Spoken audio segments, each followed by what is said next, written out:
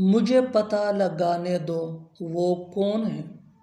मुझे पता लगाने दो कि ये मशीन कैसे काम करता है।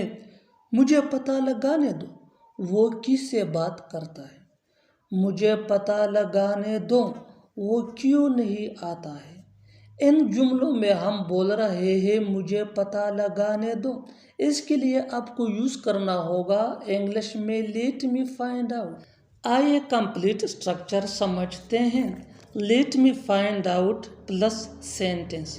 आगे डिटेल से समझाता हूँ मिसालों से। मुझे पता लगाने दो वो कौन है। Let me find out who they are.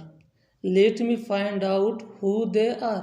मुझे पता लगाने दो कि ये मशीन कैसे काम करता है। Let me find out that how this machine works. Late me find out that how this machine works. मुझे पता लगाने दो वो किससे बात करता है।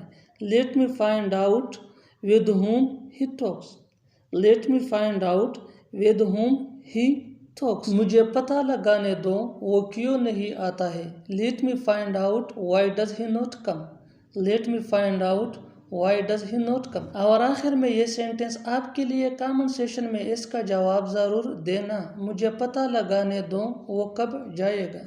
मुझे पता लगाने दो वो कब जाएगा। Subscribe English page for more advance English sentence structure. Thanks माना।